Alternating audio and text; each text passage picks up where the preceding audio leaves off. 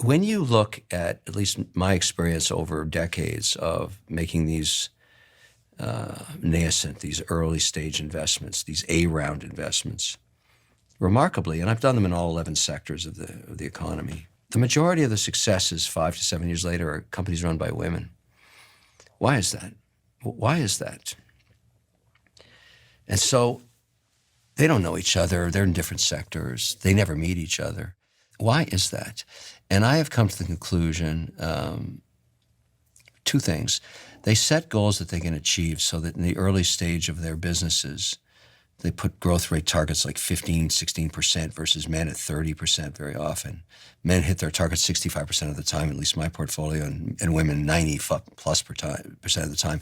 And that keeps the team very sticky. They want to be part of so they don't have a lot of attrition when they're small. They don't lose the head of finance and marketing. And that works. But they have another attribute, and this was pointed out to me by one of my female CEOs a few years ago to me. She said, Kevin, you talk too much. You talk too much. You talk 2/3, you listen 1/3. Why don't you try reversing the ratio?